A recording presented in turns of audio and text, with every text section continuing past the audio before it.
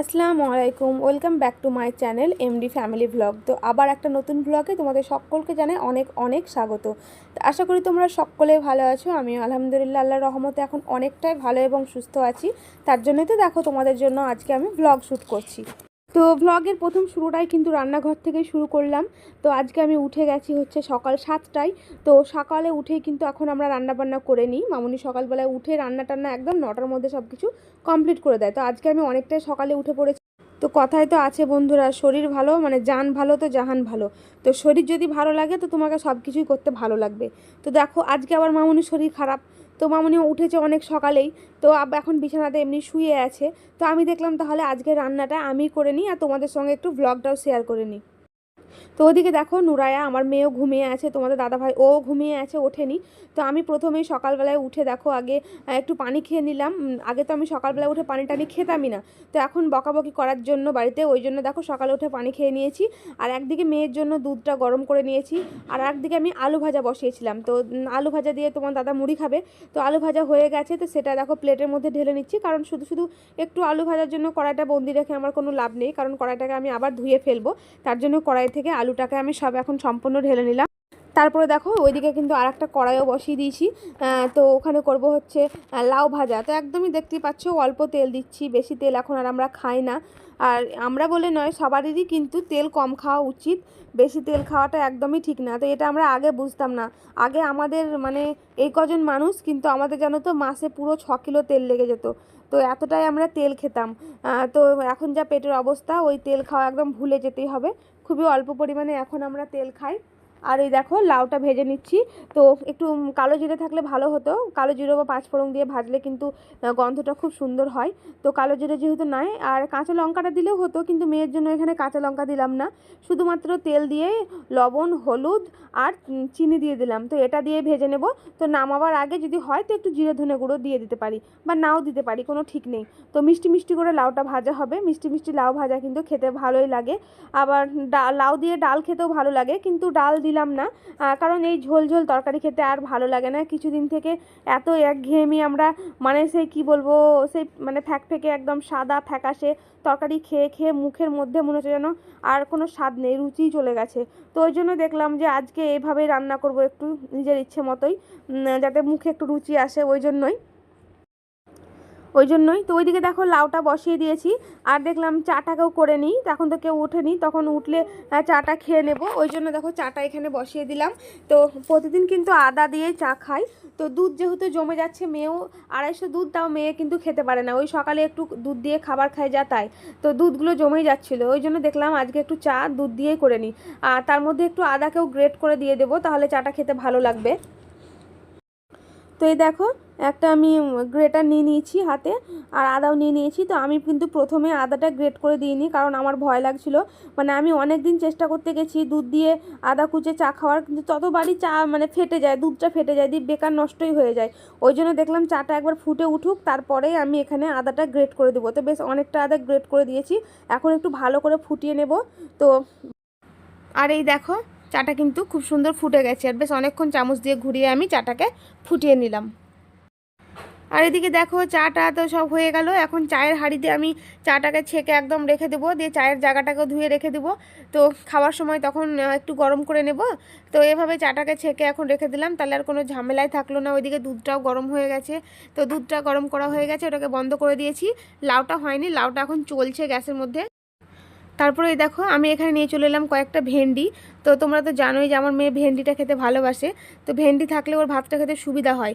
ওই জন্য বেশি নয়, আমরা এই কয়েকদিন থেকে প্রতিদিন ভেন্ডি দিয়ে মাছের ঝোল এইসব খাচ্ছিলাম। তো খেয়ে খেয়ে আর ভালো লাগে না। কালকেই মামুনিকে বলেছিলাম যে মামুনি এই ঝোল ঝোল তরকারি এখন আর খাবোই না, শুকনো শুকনো তরকারি খাবো। ওই জন্য শুধুমাত্র মেয়ের জন্য ভেন্ডি করব, আমাদের জন্য করব না। তা ভেন্ডিটা একদম মানে চচ্চড়ি টাইপের করব, ওর জন্য ঝোল করব না কিন্তু ভেন্ডি। ঝোল খেতে আর ভালোই লাগছে না। মানে একঘেয়েমি কিছুদিন ধরে খেতে খেতে তো সব মানুষেরই বলো একটা মানে অরুচি চলে আসে, তখন হয়তো আর ওই তরকারি আর খেতেই পারা যায় না। ওই জন্য এখন আর খাবো না, কিছুদিন থাক এইভাবেই সানা। তারপরে তোমার ওই শুকনো শুকনো ভাজা একদম তেল মশলা হালকা দিয়ে ওইভাবেই খাওয়ার চেষ্টা করব।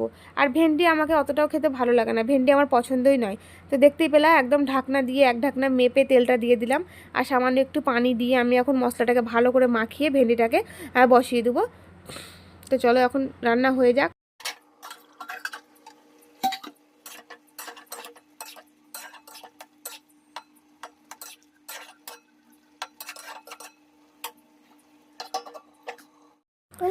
তারপরে দেখলাম যে মেয়ের জন্য খাবারটা রেডি করে রেখে দিই, মেয়ে উঠবে তখন আবার গরম হয়, একটু হালকা করে গরম করে নেব। তো ওর জন্য করব আজকে ওটস। কালকে কালকে কিছুতেই কর্নফ্লেক্স খেতে চাইছিল না, কর্নফ্লেক্সটা করার জন্য হেভি রাগ হয়েছিল, তা ভুলিয়ে ভালিয়ে খাইয়েছিলাম। তার জন্য দেখলাম আজকে একটু ওটস করি। তো দেখো দুধটা যেহেতু গরম ছিল ওই জন্য আমি ওটসটা দিয়ে মিক্সি দিয়ে গুলে নিলাম। এখন গ্যাসে বসিয়ে আমি এটাকে ফুটিয়ে নেব, একটু ঘন করে নেব, তারপর তখন নামিয়ে নেব ওটসটা। তো এই দেখো ওগুলো হওয়ার পর এবার বাসন কোসন যেগুলো ছিল, কয়েকটা এঁঠো বাসন বলতে রাত্রের নয়, রাত্রেবেলায় ধুয়ে সব রেখে দিয়েছিল মামুনি। তো দিনেই দেখো এখন আমি চালটা ধুয়ে নিচ্ছি। তো এবার আমি কি করব, ভাতটাকেও কিন্তু বসিয়ে দেবো। তো তরকারি তো এদিকে হচ্ছে তোমরা দেখতেই পেলা, তো ভাতটাকে বসিয়ে দেবো। আর দেখো ভাতের মধ্যে দিয়ে দেবো দুটো আলু। তো আজকে আলু ভর্তাও করব, অনেকদিন খাইনি আলু ভর্তা। তো তারপরে দেখো ওই কয়েকটা এঁঠো বাসন জমেছে এখানে, ওই চা করলাম ছাঁকনি, তারপরে তোমার যে জায়গাটায় চা করেছিলাম সেইটা। তো সেই সবগুলোকে এখন ধুয়ে মেজে পরিষ্কার করে আমি রেখে দেব। তো আমি এখনও ওষুধ খাইনি, তো এইগুলো কাজ কমপ্লিট হয়ে যাওয়ার পর ব্রাশ করব, ব্রাশ করে ওষুধটাও খেতে হবে। তো এখন আমি মামুনির সঙ্গে কথা বলছিলাম, তো মামুনি উঠলো, মামুনি উঠেছে তোমাদেরকে তো বললাম, তো শরীরটা খারাপ করার জন্য শুয়েছিল।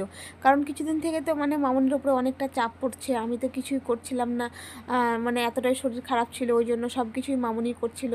তো আমার মামুনিও তো সেরকম মানে অতটা খাটতে পারে না, কিন্তু অনেকটা চাপ পড়ছিল বলেই কিন্তু মামুনির শরীরটা দেখো আজকে খারাপ করছে। তো আমরা কিন্তু যে ডাক্তারটাকে দেখিয়েছি, আমি একা দেখাইনি, আমি আমার মামুনি আমরা দুজনেই দেখিয়েছি। তো এটা একটা কলকাতার ভালো গ্যাস্ট্রোলজি ডাক্তার। তো ডাক্তারটা মনে তো হচ্ছে খুবই ভালো। এখন ওষুধটা খেয়ে দেখি 1 মাসের রেজাল্ট কেমন হয়, আবার ইউএসজি করব, তারপরে দেখবো যে ওষুধটা খেয়ে আমার অনেকটা যদি কমে তাহলে ওই ডাক্তারটার ওষুধটাই ধরে খাবো। আর যদি দেখি যে না, ওষুধে সেরকম কোনো কাজ হয়নি, তো তাহলে না হয় লাস্ট পথ হচ্ছে অপারেশন। তো যাই হোক, মা মেয়ে দুজনে ওষুধ। তো আমার মামুনিরও তো তোমরা জানো যে হিমোগ্লোবিন খুবই কম। তো হিমোগ্লোবিন কমের জন্য ডাক্তারবাবু মামুনিকে ওষুধ দিয়েছে। আর 1 মাসের ওষুধ দেওয়ার পর একটা এন্ডোস্কপি করতে বলেছে আমার মামুনিকে। তো ওষুধটা খাবে, তারপরে যখন সামনের মাসে দেখাবে তখনই কিন্তু এন্ডোস্কপি করে নেবে। আর আমারও ইউএসজি করতে হবে। তো দেখো মেয়ে উঠে গেছে, আর তোমাদের দাদাভাই উঠে ও বাথরুম চলে গেছে, আর আমার মেয়ে উঠে গেছে। তো আমি মশারিটা তুলতে গিয়ে ওর পায়ে একটু লেগে গেছিলো, তো তার জন্য আমাকে বলছিল আমার পায়ে লেগে গেছে, তার জন্য একটা পায়ে আমি উম্মা দিয়ে দিলাম ওর। আর ওকে একটু পানি খাইয়ে দিচ্ছি। তো সকালবেলাতে খালি পেটে পানিটা খাওয়াই তোমরা জানো। তো ওকে পানি খাওয়াচ্ছি। আর ওই দেখো রাত্রেবেলায় ওর পাপা চকলেট এনেছিলো, তো সেটার আগে কালকে খায়নি, মানে একটু ছোট সাইজ বলে নিচ্ছিল না, মানে সবসময় বড় বড় চকলেটগুলো আনে। তো তো রাত্রিতে ও গেছিলো একটা মানে অনুষ্ঠান বাড়ি ভোজ খেতে, দিয়ে অনেক রাত হয়ে গেছিলো, দিয়ে মানে আমাদের এই মোড়েই একটা দোকান ছিল, সেখান থেকে ছোট্ট দুটো চকলেট পেয়েছে, ছোটোই নিয়ে এসছে। তো ওই জন্য রাত্রেবেলার আগে খায়নি, ছোট বলে, বড় কেন আনেনি। তো সেটা এখন সকালে পেয়েছে, তো এখন সকালে এখন খাবার জন্য বায়না করছিল। তো আমি বললাম শোনো এখন খেও না, তুমি একদম মুখ টুক ধুয়ে ব্রাশ ট্রাশ করে নেবা, তারপরে তখন খাবা। তো দেখো এখন বিছানটা ঝেড়ে ঝুড়ে বিছানটাকে তুলে নেব। তো এই দেখো বিছানাটা ঝেড়ে নেওয়া হয়েছে, আর এখন আমার ওষুধটা খেতে হবে। তো আগে ব্রাশ তো করিনি, কিন্তু গ্যাসের ওষুধটা খেয়ে নেব। তো গ্যাসের ওষুধটা খেয়ে নিয়ে তারপরে তখন ব্রাশ করব, আর নাহলে তখন ভুলেই যাবো। আর ওই খাবার আগে খায় তখন, এবার খাবার আগে খেয়ে খেয়ে সঙ্গে সঙ্গে খাবার খাওয়াটা ঠিক নয়। ওই জন্য দেখো খেয়ে নিলাম আগে, আর আমি তো ছাড়িয়ে খাই তোমরা জানোই। তো ছাড়িয়ে খেয়ে নিয়েছি। এবার যাব হচ্ছে মেয়েকে ব্রাশ করাতে। তার আগে দেখো সোফাতে কয়েকটা কাপড় ছিল, সেগুলোকে আলনার মধ্যে আমি রেখে দিলাম। তো দেখো তোমার দাদাভাইকে বাড়ি থেকে বেরোনোর সময় ওকে বলেছিলাম চিকেন আনতে, তো দেখো চিকেনটা এনে দিয়ে গেল। তো অনেকদিন ধরে এইরকম অসকলা মানুষের খাবার খেয়ে খেয়ে খেয়ে খেয়ে মুখে একদম মনে হচ্ছে যেন রুচিই চলে গেছে, জানো তো, খেতে ভালোই লাগছে না। তো ভাবলাম একটু চিকেন আনা করাই, তো একটু নয় বেশ অনেকটাই চিকেন এনেছে, চলো চিকেনটা ঢেলে। তো বন্ধুরা আমাদের কিন্তু খাওয়া দাওয়া সবারই কমপ্লিট হয়ে গেছে, তোমার দাদাভাই খেয়েও বেরিয়ে গেছে। তো আজকে ওর একটু কাজ আছে খুবই, তো কি কাজ না কাজ সেটা অবশ্যই তোমাদেরকে জানাবো। আর তোমাদেরকে আগের ভিডিওতেও আমি অনেকবার বলেছিলাম যে তোমাদেরকে একটা সারপ্রাইজের মতো দেব, তো সেটা আমাদের চলছে। তো ইনশাল্লাহ আল্লাহ মনে হয় পূরণ করে দিয়েছে ইনশাল্লাহ। তো সেই জন্য তোমার দাদাভাই একটু ব্যস্ত আছে, তো অবশ্যই সেটা তোমাদের সঙ্গে আমি শেয়ার করব। তবে পুরোপুরি যতক্ষণ না কমপ্লিট হচ্ছে ততক্ষণ না তোমাদেরকে আমি দেখাচ্ছি না, এরকম মানে তোমাদেরকে শুধু শুনিয়ে রাখছি। তো তখনই তোমাদেরকে দেখাবো। হয়তো তখন তোমরা বলবে হঠাৎ করে দেখলে যে দিদি তুমি তো কই আগে বলোনি আমাদেরকে ভিডিওতে, ওই জন্য কিন্তু আমি তোমাদেরকে বলে রাখছি। হ্যাঁ, কিন্তু কী জিনিস কবে দেখাবো সেটা তোমাদেরকে বলছি না, কিন্তু ইনশাআল্লাহ খুব তাড়াতাড়ি তোমাদের সঙ্গে শেয়ার করব, তোমাদেরকে দেখাবো। তো যাই হোক, দেখো মাংসগুলোকে আমি এখন, ও মাংসের পিসটা সুন্দর করে নিয়ে এসছে। তো লেগ পিসগুলো যেহেতু অনেক বড় বড় আছে, তো মাংসের ভিতরে যে যে লাল লাল থাকে না, ওইগুলো কিন্তু আমি এখন ফেলে দিচ্ছি, বেছে নিচ্ছি। আর সব মাংস রান্নাও করবো না, বুঝতে পারছো, অর্ধেক অর্ধেক করে মাংস রান্না করব। তো সব মাংস এতটা রান্না করলে ভালো লাগে না। আর তোমাদেরকে তো বললাম যে কিছুদিন থেকে জানো তো মুখের মনে হচ্ছে কোনো রুচি নেই, মানে কি খাবো কি তরকারি করব, কিছু ইচ্ছেই হয় না, ভালোই লাগে না। কালকে তো আমি শুধুমাত্র শুকনো ভাত, কেঁদুরি আলু ভাজা, আর মাছ ছিল, মাছও নিইনি। ওই আচারের তেল দিয়ে ডাক্তার বারণ করেছে, তাও মনে হচ্ছে মুখে মজা নেই, তো সামান্য একটু আচারের তেল দিয়ে আর ওই কেঁদুরির আলু দিয়ে শুকনো শুকনো করে আমি ভাতটা খেয়েছিলাম। মুখে তাছাড়া কিছুই মজা লাগছিল না, ওই জন্যই। তো দেখো একটা লেগ পিস ছোটো করেছি, কারণ আমার মেয়ে এত বড় লেগ পিস খেতে পারবে না, তার জন্যই ছোটো করে নিচ্ছি। শুধু শুধু ও নষ্ট করে দেবে, তো ওর পাপা আমাকে বকে, ও বড় বড় করে নিয়ে আসে ওর জন্য, কিন্তু অতটা দিলে বেকার খেতে পারবে না, শুধু নষ্ট করে লাভটা কি। আর কিছু মাংস একটু বড় বড় আছে যেগুলো একদম পিস পিস, সেগুলো একটু ছোটো করে নিচ্ছি। আর ওইদিকে দেখো আমার মেয়েকে আর অশিউলকে, ওদের দুজনকে বললাম যে আমাকে দুটো পেঁয়াজ এনে দাও। তো দেখো দুটো এনে দেওয়ার পর ওরা আরও পেঁয়াজ নিয়ে আসছিলো, তো আমি বারণ করলাম যে আর পেঁয়াজ দেবো না, যথেষ্ট। তো অল্প করে পেঁয়াজ দিয়ে টমেটো দিয়ে ভাজা ভাজা করে রান্না করব আজকে, নিজের মুখের মতো একটু রান্না করব। অনেক দিন ধরে একঘেয়েমি খাবার খাওয়া হলো, আর ভালো লাগছে না, ওই জন্য দেখলাম যে না, আজকে নিজের মুখের মতো মনের মতো একটু রান্না করব। ওই জন্যই রান্নাঘরে আমি আজকে ঢুকে গেছি। আর মামনি তো শরীর খারাপ, জানতেই পারছো। তো দেখো মাংসগুলোকে এখন ভালো করে আমি ধুয়ে নিচ্ছি, ধুয়ে নেওয়ার পর তখন যেটা রান্না করব সেটা রেখে দেবো। আর বাকিটা আমি একটা ওই যে কন্টেনারের মধ্যে রাখলাম, দেখলাম ওই কন্টেনারের চিকেনটা আমি ফ্রিজে ডিপে ভরে দেবো, আর বাকিটা রান্না করব। তো বন্ধুরা, কিছুদিন তোমাদেরকে ভ্লগ দিতে পারছিলাম না, কারণ আমার শরীর তো খারাপ ছিল, তার থেকে জানো তো প্রচণ্ড টেনশান হতো, মানে ভয়ে ভয়ে আর চিন্তাতে আমি আরও বেশি শরীর দুর্বল হয়ে পড়েছিল আমার। মানে যতই না অসুখ তো হয়েছে ঠিক আছে, কিন্তু তার থেকে বেশি যদি অপারেশন করতে হয়, এই সব চারিদিককে নানান চিন্তা করে আমার ভয়ে টেনশানে কিন্তু আরও মানে শরীরটা এত খারাপ করতো, বিছানা থেকে উঠতে পারতাম না। কি বলবো তোমাদেরকে, হয়তো লাইভে একটু আসতাম তোমরা দেখতে যে হ্যাঁ ভালোই কথা বলছি, হ্যাঁ তোমাদের সামনে ভালোভাবে হেসে হেসে কথা বলতাম, কিন্তু আমার শরীর যে কি হতো আমি নিজেই জানছি। তবে এখনও 100% যে মানে তবুও মন থেকে অনেকটা এখন আল্লাহর রহমতে সুস্থ আছি। এই ডাক্তারটা যেহেতু আমাকে অনেকটা ভরসা দিয়েছে যে এগুলো অপারেশন করতে লাগে না, এগুলো কিন্তু ওষুধের দ্বারাই ভালো হয়ে যায়। তো ডাক্তারের কথা শুনে ভরসা পেয়েছে, ওপরে আল্লাহ আছে। তো এরকম অসুখ তো অনেকেরই হয়। এটা হচ্ছে তোমার গল ব্লাডারে কোলেস্টেরল সিস, একটু চর্বি থেকে একটু মাংস টাইপের সামান্য জমে যায়, অনেকেরই হয় শুনছি। তবে তোমাদের মধ্যে যদি কেউ থাকে এরকম, তো অবশ্যই আমাকে কমেন্টে জানিও, এটা কি অপারেশন করতে হয় নাকি ওষুধেই ভালো হয়। তো আমি কিন্তু একটা হোমিওপ্যাথি ডাক্তারের সঙ্গে যোগাযোগ করেছিলাম, উনিও আমাকে বললেন যে না, তোমার কাছে আমি 4 মাস সময় নিব, তুমি দেখবা আমার কাছে ওষুধ খেয়ে, তারপরে ইউএসজি করবা, তো ঠিক হয়ে যাবে। তো প্রথমে দেখলাম যে না, আগে এটা কলকাতার একটা গ্যাস্ট্রোলজি ভালো, এনাকে আগে দেখায়। বাড়ি থেকে সবাই বললো যে না, আগে একে দেখা, তারপরে তো হয় হোমিওপ্যাথি দেখা যাবে। আর যেহেতু হোমিওপ্যাথির সময়টা অনেক নিচ্ছিল 4 মাস, ওই জন্য আর অতটা অপেক্ষা করলাম না। তো বন্ধুরা, রান্না বান্না হয়ে গেল। তো ঝাটফাট দেখো দেওয়া হয়নি সকালে, তো মামনির শরীরটা আজকে খারাপ ছিল সকাল থেকেই, দিয়ে দেখো মামনি তো রান্না টান্না সবই করে নেয়। তো এখন উঠে দেখো মামনি ঝাড় দিচ্ছে, কারণ আমি ভিডিও করছিলাম, আমার এদিকে 12টা 15 বেজে গেছে, রান্না হয়ে গেল অনেকক্ষণ হয়ে গেছে। তো সকালে একবার বাসি ঝাঁট হয়ে যায়, কিন্তু রান্না করার পর তো আবার নোংরা হয় বলো, তখন আবার একবার ঝাঁট দিতে হয়। তো এই দেখো এখন ঝাঁটটা দিচ্ছে মামুনি। আর চলো রান্নাও কি হয়েছে সেটাও তোমাদেরকে শেয়ার করব। দেখো ঘর দোয়ার একদম প্রচুর নোংরা, এগুলো ওয়াসি আর নুরায়া এরা দুজন মিলে খেলা করছিল, তো দুজন মিলে দেখো সোফার কভার টভার ঘর সব নোংরা করেছে। তো এখন মেয়েকে গোসল করে দিব। তো তার আগে দেখলাম তোমাদের সঙ্গে একবার শেয়ার করে নিই যে রান্নাও কি হয়েছে। তো চলো একবার শেয়ার করে দিই। তো এখানে কি আছে, ও এটা তো দেখো আলুর বেরেস্তা তুলে রেখেছি, আলু মাখা হবে ভর্তা। আর এই দেখো এটা হচ্ছে সেই লাউ, তোমরা দেখলাম সকালে, তো মিষ্টি মিষ্টি করে লাউ ভাজা। আমাদের কিন্তু এখন একদম তেল মশলা কম রান্না, তাও আজকে একটু দেখো করলাম। আর একটু মেয়ের জন্য ভেন্ডি চচ্চড়ি, আমাদের জন্য করিনি, প্রতিদিন ভেন্ডি খেয়ে খেয়ে মুখে একদম মনে হচ্ছে যেন সব হয়ে গেছে।